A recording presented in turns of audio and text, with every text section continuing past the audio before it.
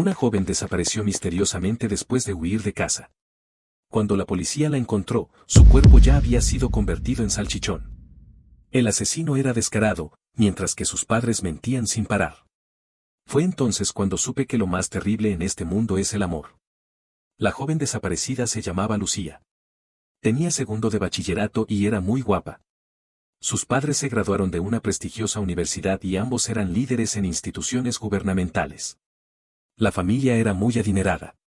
Lucía era aficionada al tenis, así que su padre la inscribió en un campamento cerrado de entrenamiento juvenil de tenis. Sin embargo, al día siguiente, su madre se dio cuenta de que su hija había perdido contacto y que su teléfono estaba apagado. Los dos se apresuraron a ir al campamento de entrenamiento y se enteraron de una noticia sorprendente: el día de su entrada, Lucía se había ido con el reembolso alegando estar enferma. Esto preocupó mucho a sus padres y llamaron inmediatamente a la policía. Llegamos al campamento de entrenamiento a revisar las cámaras de seguridad y comprobamos que Lucía había salido. En casos como este de jóvenes que huyen de casa, la mayoría van a ver a un amigo de internet. Le pregunté a sus padres si podían acceder a las cuentas de redes sociales de su hija. Pero sus padres se negaron en varias ocasiones, afirmando que Lucía no podía tener una relación virtual. Nunca le hemos permitido usar un teléfono inteligente. Nunca ha usado TikTok ni WhatsApp, dijeron. Entonces, ¿es posible que haya comprado un teléfono por su cuenta?, pregunté. No le damos dinero de bolsillo, así que es imposible que haya comprado un teléfono por su cuenta, respondieron. Me miré con mi compañero. En esta sociedad, es prácticamente imposible vivir sin un teléfono. Además, Lucía ya estaba en bachillerato. ¿No era exagerado controlarla tan estrictamente? Pero por otro lado, si Lucía no tenía teléfono, era poco probable que se hubiera ido muy lejos. Así que comenzamos a buscar pistas en las cámaras de seguridad de los alrededores. Efectivamente, después de salir caminando del campamento de entrenamiento, Lucía se metió en una calle comercial y no salió más. En esta calle comercial había más de 20 negocios, y la mayoría tenía cámaras de seguridad. Solo 3 tiendas no las tenían: la pastelería de Ana, la trattoria de Carlos y la carnicería de Javier. Dado que Lucía era una joven en plena flor de la vida, si hubiera sufrido algún accidente, la motivación del asesino era poco probable que fuera el dinero, sino más bien el deseo sexual. Ana era una madre soltera, Carlos estaba casado y tenía una hija, y solo Javier era soltero y de edad avanzada, por lo que era el más sospechoso.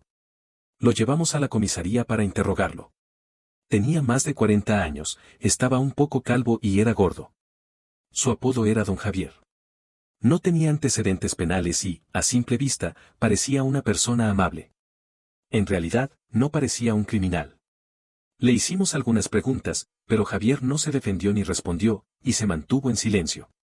Después de horas de tensión, Javier hizo una solicitud extraña: quiero ver a sus padres. En teoría, no deberíamos haber aceptado su solicitud, pero si Javier seguía en silencio, sería imposible resolver el caso. Con el permiso de nuestro jefe, llevé a Javier y a los padres de Lucía a la oficina. Tan pronto como se vieron, Javier dijo: Lucía está muerta. Le devuelvo sus huesos y su carne. La madre de Lucía se desmoronó y se echó a llorar en el suelo. Su padre cogió un extintor y se lanzó contra Javier. Nos apresuramos a detenerlo y, con gran esfuerzo, sacamos a los dos fuera de la oficina. Aún no hemos encontrado el cuerpo de Lucía. Sin cuerpo, es demasiado pronto para afirmar que está muerta. No se desesperen demasiado, les dije. El padre de Lucía intentó empujarme varias veces para entrar en la sala de interrogatorio y golpear a Javier. La madre me agarró el uniforme y lloró: ese monstruo ya ha admitido todo. ¿Tiene alguna esperanza de vida mi hija? ¿Alguna? Me sentí muy mal. Dado que Javier ya había confesado, era muy probable que Lucía estuviera muerta.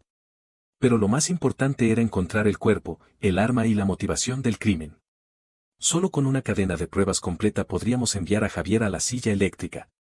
Solo con su declaración no era suficiente para condenarlo.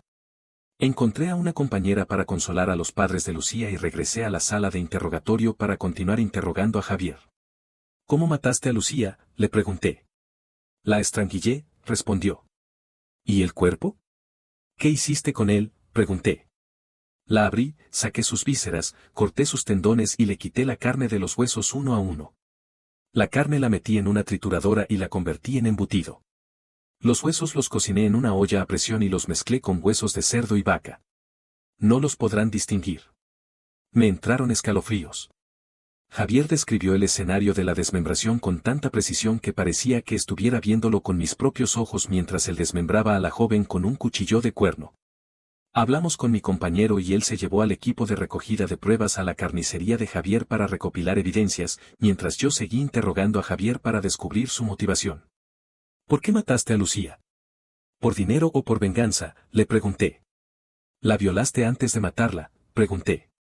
Javier parecía cansado y no respondió a mis preguntas. Entonces le pregunté, ¿conoces a los padres de Lucía? Sí, respondió. Creí que Javier no me daría más pistas, así que lo encarcelé temporalmente y fui a ver a los padres de Lucía. ¿Conocen a Javier? ¿Tienen algún problema con él?, les pregunté. Los padres de Lucía sacudieron la cabeza, nunca lo hemos visto. Me quedé sorprendido. ¿Y Lucía? ¿Es posible que la conozca?, pregunté. Imposible. Nunca le hemos permitido hacer tareas domésticas. Ni siquiera puede distinguir entre carne de cerdo y carne de vaca. Por supuesto, no conoce a Javier, respondieron. Estoy un poco confundido. Mi razón me dice que Javier no debería mentir. Casi no ha mentido durante el interrogatorio. Entonces, ¿por qué sus padres de Lucía mienten? Incluso si han hecho algo malo a Javier, ahora son víctimas y la ley no les hará nada. Me di cuenta de que este caso puede ser más complicado que un simple asesinato y desmembramiento. Los padres de Lucía no son sospechosos y no quieren decir la verdad. No puedo hacer nada, así que solo puedo esperar que mi compañero encuentre alguna nueva pista. Después de unas 2 horas, mi compañero me llamó y dijo que la carnicería de Javier estaba llena de sangre de cerdo, vaca y oveja. Era imposible encontrar la sangre de Lucía. Solo podemos llevarnos los cientos de kilos de salchichón que tiene colgados en la tienda para hacer análisis de ADN. Joder, nunca más quiero comer arroz con salchichón, dijo. Aunque era extremadamente difícil recopilar pruebas, nadie estaba dispuesto a dejar que el asesino saliera de la comisaría sonriendo. Todos los forenses del centro de identificación se ofrecieron voluntarios para trabajar horas extra y, finalmente, encontraron 36 salchichas que contenían el ADN de Lucía. Al ver esta pila de salchichas blancas, mucha gente vomitó. La crueldad de Javier era simplemente inimaginable. Ahora el problema era, ¿cómo devolver esta pila de salchichas a los padres de Lucía? Busqué al mejor psicólogo de la comisaría para hablar con los padres de Lucía. Como era previsible, la madre se desmayó cuando escuchó el triste final de su hija. El padre me miró con los ojos enrojecidos. ¿Cuándo condenarán a Javier a la muerte? Si las pruebas son concluyentes, el tribunal podrá dictar sentencia el mismo día. Después, debe ser aprobado por la Fiscalía General del Estado. Este proceso tardará al menos 7 u 8 días, le dije. De acuerdo, confío en ustedes. Si la ley no puede matar a este animal, lo mataré yo mismo, dijo. Los padres de Lucía me presionan todos los días para que entregue el caso a la fiscalía. No pueden tolerar que el asesino de su hija siga vivo un día más. Pero creo que este caso tiene muchos interrogantes. En primer lugar, la motivación de Javier. La mayoría de los casos de asesinato y desmembramiento que conozco son el resultado de un asesinato en un impulso y, luego, el asesino intenta destruir las pruebas por miedo. La característica de estos casos es que el asesino suele improvisar y, como resultado, comete muchos errores. En realidad, son fáciles de resolver. Pero la acción de Javier estaba planeada. Trató el cuerpo de Lucía con gran cuidado. Obviamente, su motivación no era el miedo. Pero tampoco tiene sentido que fuera por el dinero o el deseo sexual. Si necesitaba dinero, Javier podía haber secuestrado a Lucía en lugar de matarla. Si solo quería satisfacer su deseo, ¿qué le importaba un par de años de cárcel? Después de pensar mucho, la única motivación razonable que se me ocurre es la venganza. Investigué en secreto los antecedentes de Javier y de los padres de Lucía. Son 2 mundos completamente diferentes. No he encontrado ninguna conexión entre las 2 familias. La verdad, probablemente, solo la podrán decir Javier o los padres de Lucía. Pero Javier se mantiene en silencio y los padres de Lucía no quieren decir la verdad. Decidí engañarlos. Les dije, la fiscalía ha devuelto el caso. La razón es que la motivación del asesino es insuficiente y se necesitan más pruebas. Este proceso probablemente llevará un año. El padre de Lucía no aceptó este resultado y se enojó conmigo. Javier es un loco. Un loco necesita una motivación para matar. Quizás matar para él sea tan normal como comer o beber. No tiene ningún sentido. Le recordé que un loco no es responsable penalmente.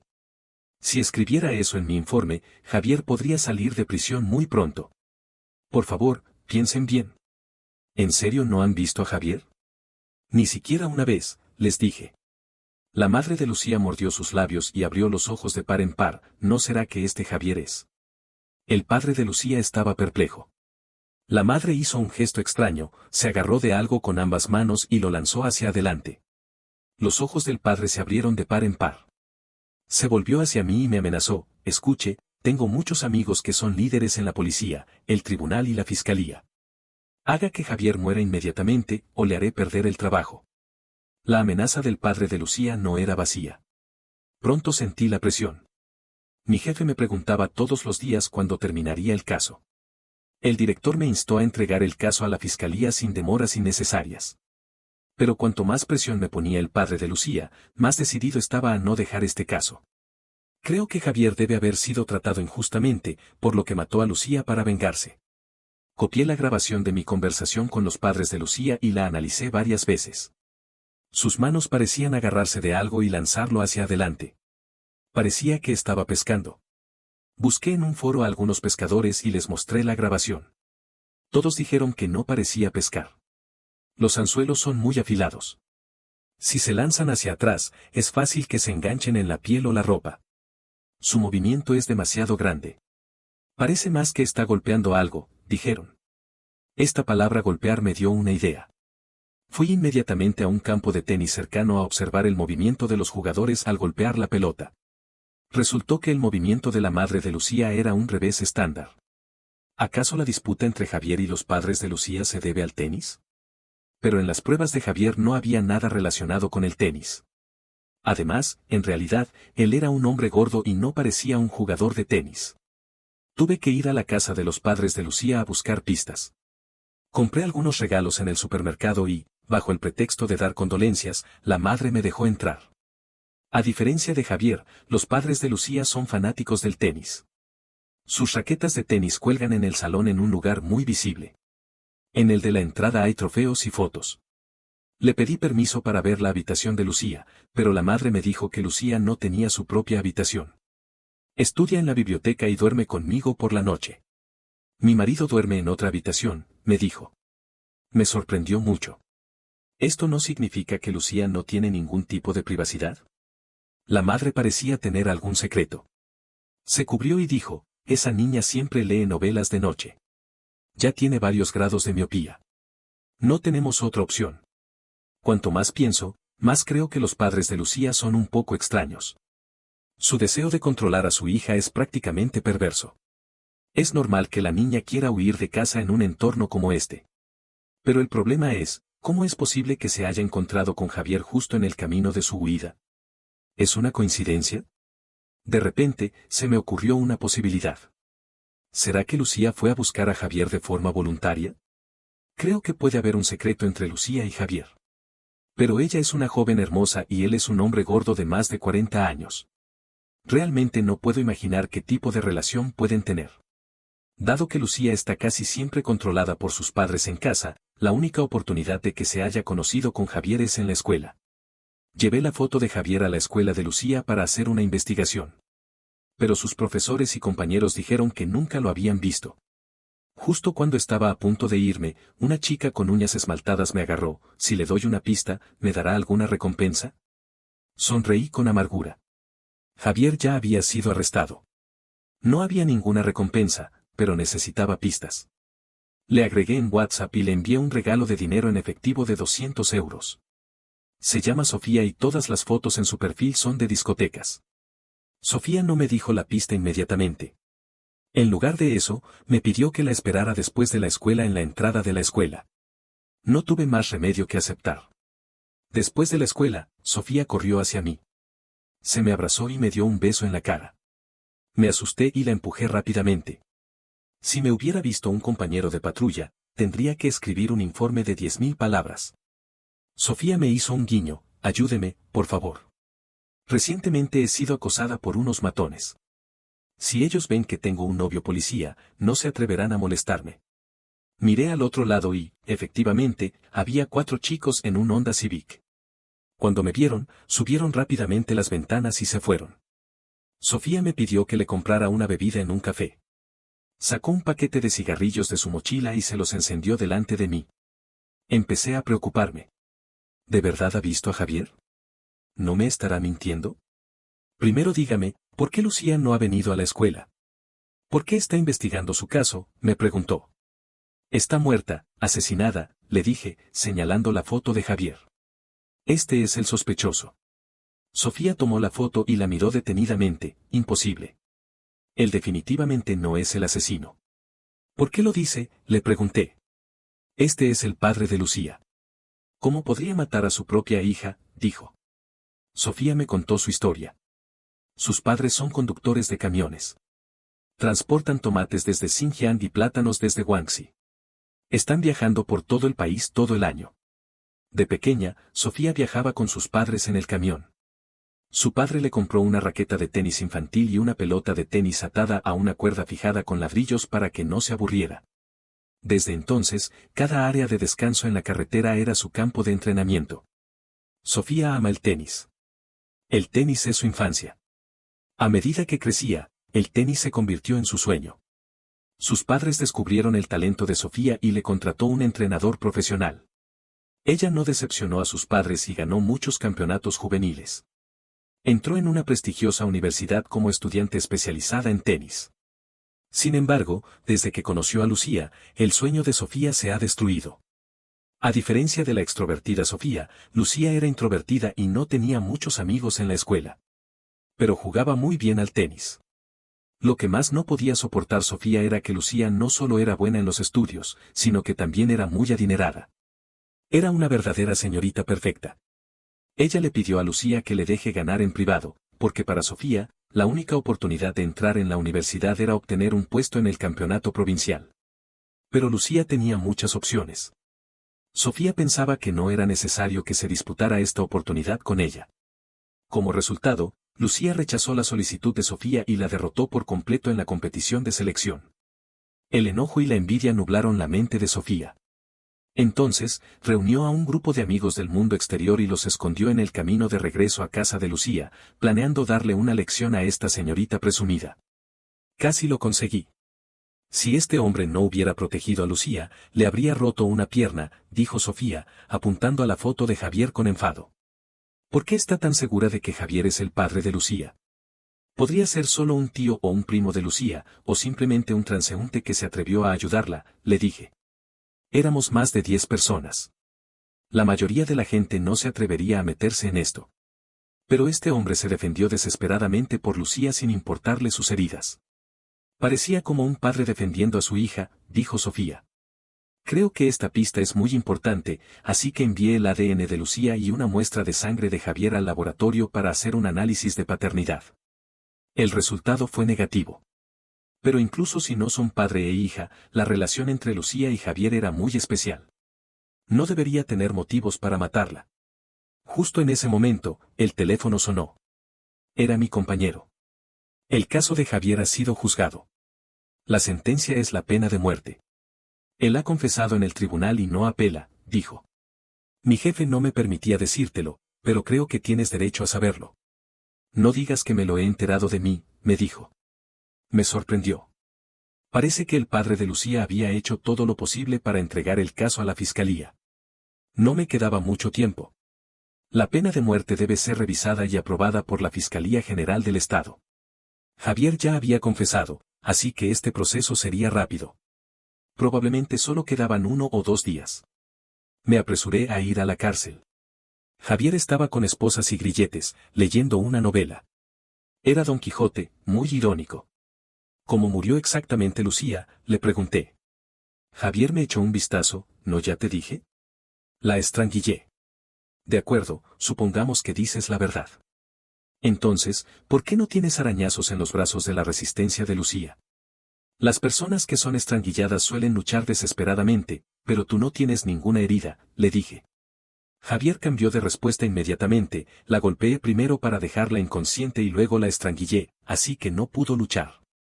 Sus gestos y expresión facial me delataron. Estaba seguro de que el asesino de Lucía no era Javier.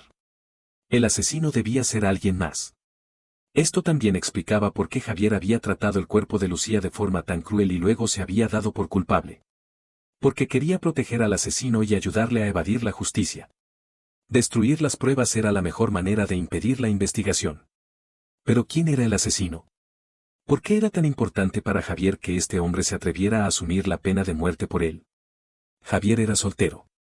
No se había casado y no tenía hijos. Sus padres habían fallecido mucho tiempo atrás. En teoría, no debería haber nadie cercano a él que valiera la pena proteger con su vida.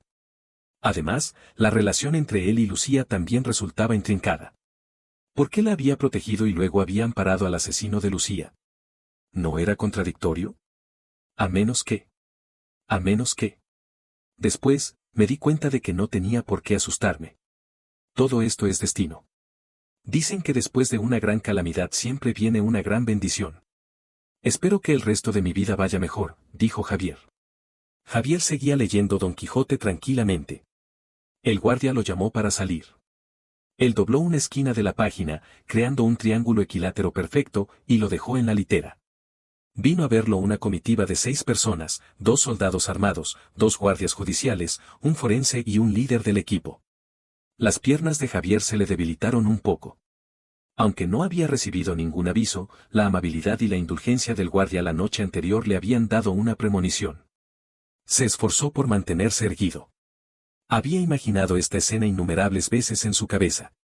El líder del equipo sacó un papel para comprobar su identidad y luego le pidió que firmara. Javier tomó la pluma y escribió con esmero Javier en el papel. La última vertical estaba un poco torcida y frunció el ceño. ¿Tienes algo que decir o transmitir?, le preguntó el líder. Javier negó con la cabeza. La novela que estoy leyendo tiene una marca en la página 147. Por favor, vuelven la página a su estado original, dijo Javier. El guardia se quedó un momento desconcertado, luego asintió con impaciencia y llevó a Javier hacia la puerta de la cárcel. El guardia desató las esposas y grilletes de Javier con una llave hexagonal. Por un momento, se sintió más relajado, pero los guardias judiciales inmediatamente lo ataron con sogas y cordones de restricción. Javier fue llevado a un camión de ejecución convertido a partir de un Toyota Coaster. Los guardias judiciales lo fijaron en una cama de hierro, el forense le realizó un examen médico, insertó una jeringa en su vaso sanguíneo y luego colocó un oxímetro en el dedo índice de su mano izquierda. El líder del equipo hizo un chequeo y luego se retiró con el forense y los soldados armados a la sala de observación. 2 guardias judiciales sacaron 3 frascos de medicamentos del refrigerador, anestesia, relajante muscular y cianuro letal. Con la inyección del primer frasco de medicamento, Javier sintió un soporoso letargo y exhaló un suspiro de satisfacción. Si yo muero, todo el plan se llevará a cabo con éxito y esa persona estará a salvo, pensó Javier.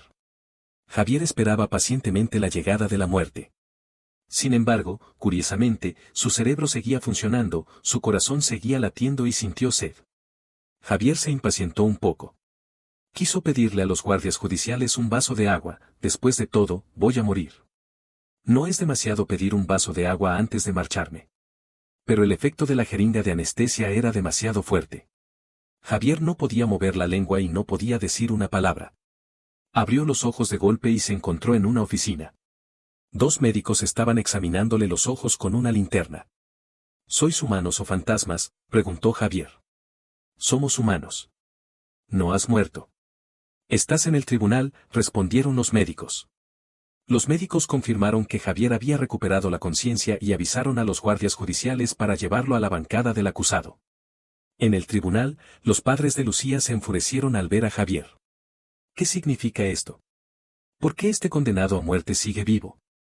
Pido una explicación inmediata al director del tribunal, gritó el padre de Lucía. Porque ha aparecido un testigo extremadamente importante en este caso. El tribunal considera que la sentencia de Javier es injusta y debe ser revisada, respondió el juez. Los padres de Lucía se volvieron y se quedaron helados, con la boca abierta. En la bancada de testigos estaba Lucía. Bajo la atónita mirada de sus padres, Lucía se acercó lentamente. Estaba retorciéndose nerviosamente la falda. ¿En verdad eres Lucía?, preguntó el juez. La chica respondió con una voz temblorosa, sí, soy Lucía. Asistió al segundo año del bachillerato en el Instituto Secundario S. Mi madre se llama señora Martínez y mi padre se llama señor García. Por favor, explique al tribunal qué sucedió el 30 de abril, el día en que fue al centro de entrenamiento de tenis, pidió el juez. El 30 de abril, mi padre me llevó en coche al centro de entrenamiento de tenis. Luego, alegué estar enferma y solicité el retiro al entrenador del centro, dijo Lucía. ¿Por qué mentiste?, preguntó el juez. Alguien me dijo que lo hiciera, respondió Lucía. ¿Quién?, preguntó el juez. Mi padre, señor García, dijo Lucía. ¿Por qué te dijo que mintieras?, preguntó el juez. Porque quería llevarme a un hotel para abrir una habitación sin que mi madre se enterara. En sus propias palabras, estos días seré segura, no hace falta tomar medidas de seguridad, respondió Lucía. El público se horrorizó. ¿Y luego? ¿A dónde fuiste después de dejar el centro de entrenamiento?, preguntó el juez. Mi padre me pidió que me retirara al día siguiente y que esperara en el campamento, pero me escapé ese mismo día. Después de dejar el centro de entrenamiento, fui a la calle comercial dijo Lucía. ¿Por qué fuiste allí?, preguntó el juez. Para buscar a Javier, respondió Lucía. ¿Qué relación tienes con Javier?, preguntó el juez. Es mi amigo, dijo Lucía. ¿Cómo te conociste? Normalmente, no deberíais tener ningún contacto en vuestras vidas, preguntó el juez. No lo sé. Pero una vez estuve a punto de ser golpeada y Javier me protegió desesperadamente. Desde entonces, supe que este tío gordo era una buena persona y alguien que podía protegerme, respondió Lucía. ¿Qué querías que Javier hiciera por ti? ¿En qué te querías que te ayudara?, preguntó el juez. Quería que triturara mi cuerpo sucio y lo convirtiera en salchichón, y luego lo enviara a mis padres para que lo comieran. Era la única manera que se me ocurrió de vengarme de ellos, dijo Lucía, y sus lágrimas caían como perlas desprendidas del micrófono. ¿Y luego? ¿Javier rechazó tu petición?, preguntó el juez. Sí, me dijo, tu nombre es Lucía, que significa buena noticia. No importa lo que hayas pasado, debes seguir viviendo bien. Seguro que algo bueno te sucederá en el futuro, respondió Lucía. Pero ya estaba harta. Estaba harta de todo lo que ese monstruo de padre me había hecho y también de que mi madre cerrara los ojos ante las acciones de mi padre, dijo Lucía. Así que amenacé a Javier, si no me ayudas, me suicidaré. De ninguna manera voy a dejar que ese monstruo me toque de nuevo. Entonces, Javier me escondió en una panadería y me cortó el cabello. Dijo que usaría mi cabello para falsificar mi muerte y liberarme de las ataduras de mi familia, dijo Lucía. El juez asintió y luego llamó al forense del centro de identificación. Los 36 salchichones que contenían el ADN de Lucía proporcionados por la policía, después de ser verificados, ¿contienen tejidos humanos?, preguntó el juez. Al principio, tomamos muestras con sondas y las cultivamos bacterianas, luego las comparamos con el ADN de Lucía. Entonces, si la muestra estaba mezclada con una gran cantidad de cabello, realmente podía interferir con el resultado del examen. Después de todo, la carne de cerdo y los tejidos humanos son muy similares. Incluso los forenses con mucha experiencia difícilmente pueden distinguirlos en un montón de carne picada, dijo el forense. Después, gracias a la sugerencia de la policía encargada del caso, volvimos a confirmar el contenido de los salchichones a través de un analizador de cromatografía de gases. La conclusión es que la carne dentro es puré de carne de cerdo y manteca de pollo amarilla, y no contiene tejidos humanos, dijo el forense. El juez asintió y luego se volvió hacia Javier. Me pregunto cuál es la razón real de tus acciones. ¿Por qué estás dispuesto a dar tu vida por Lucía?, preguntó el juez. Javier guardó silencio durante un rato, pido que el testigo se retire. El juez hizo una seña a los guardias judiciales para que llevaran a Lucía fuera. Al principio, ella se resistía un poco, pero Javier insistió en que Lucía se fuera, así que ella se marchó con los guardias judiciales. Después de que Lucía se fuera, Javier comenzó a hablar lentamente, Lucía es mi hija. Imposible. Tenemos el informe de paternidad entre ti y Lucía. No eres su padre biológico, dijo el juez. Javier sonrió con amargura, déjenme contarles una historia. En el año 2002, en Nochebuena, estaba nevando. Javier, que acababa de cerrar su carnicería, caminaba hacia el fondo del callejón con una bolsa de carne picada. La gata calleja allí acababa de dar a luz a una camada de gatitos. Ese año había sido especialmente frío y Javier estaba preocupado porque no sobrevivieran a este invierno.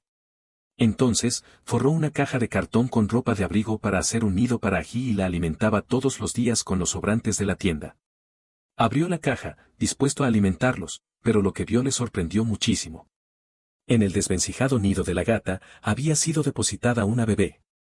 La bebé tenía 4 meses y estaba helada, con el rostro encendido, acurrucada al lado de Ají para calentarse. Afortunadamente, Ají, recién convertida en madre, era muy dócil. En lugar de atacar a la bebé, envolvió a la niña con su peluda cola, como si fuera uno de sus propios cachorros. Javier pensó inmediatamente en llamar a la policía, pero era Nochebuena y es posible que la policía hubiera salido.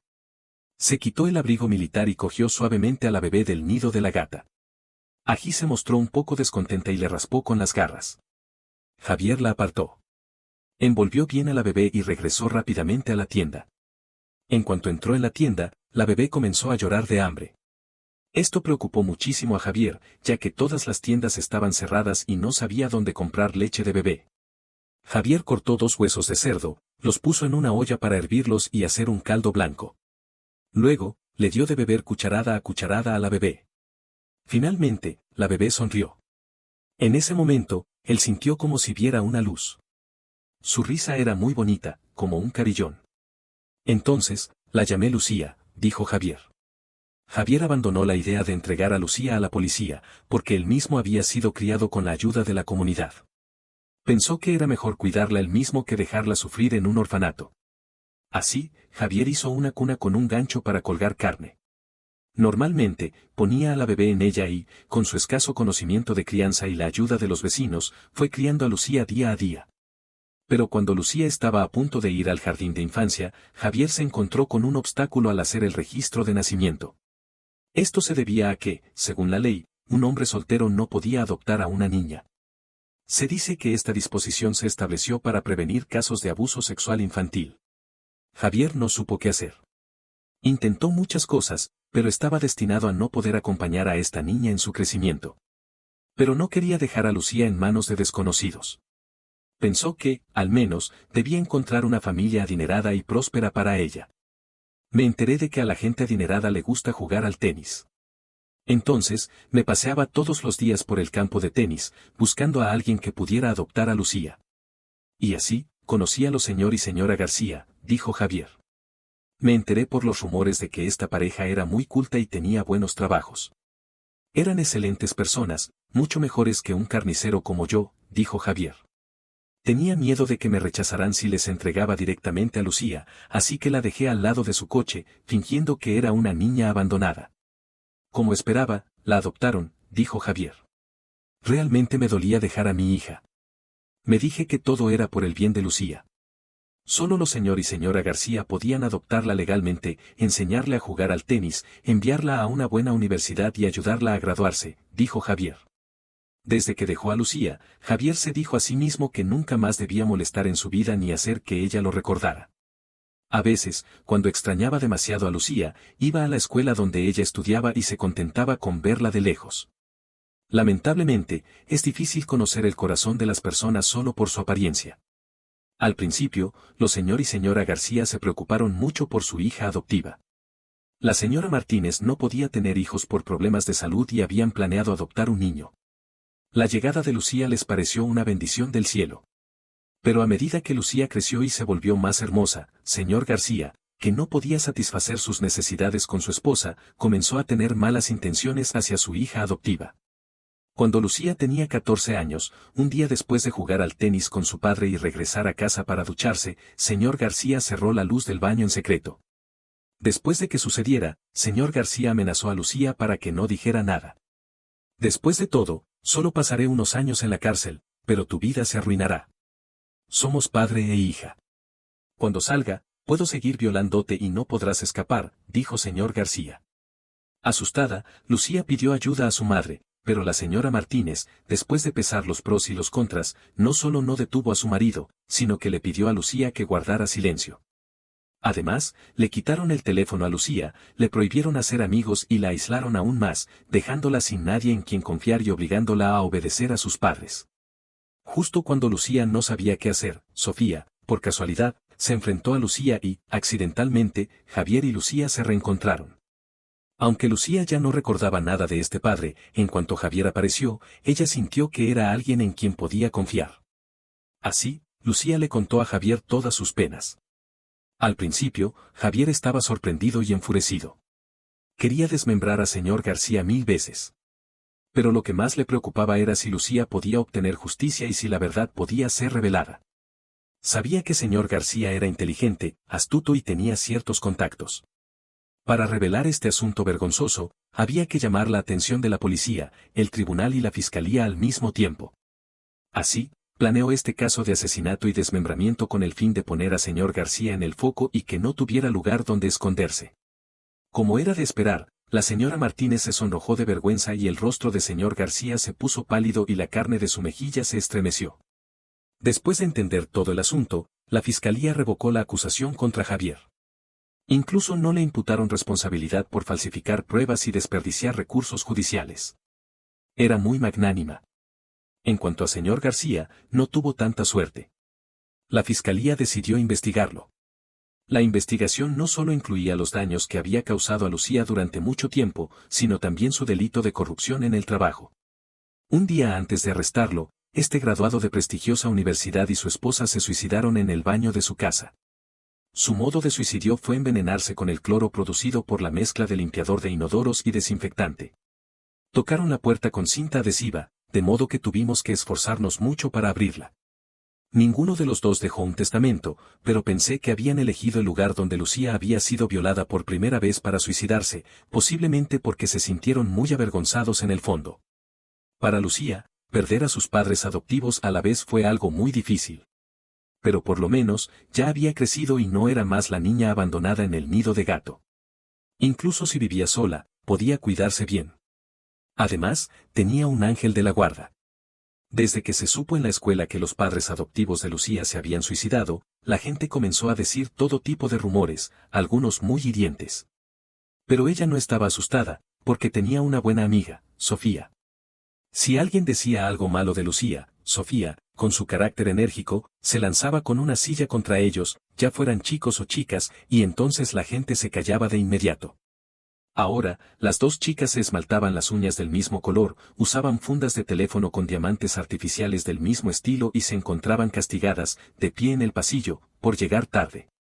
Cada vez que Sofía me hablaba de lo bien que se llevaban, no podía evitar burlarme de ella. No solo debes influir en ella de mala manera. Aprende un poco de ella en los estudios. ¿Quieres entrar en la academia de policía o no? Sofía me sonrió dulcemente. ¿Y si entro en la academia de policía, habrá alguna recompensa?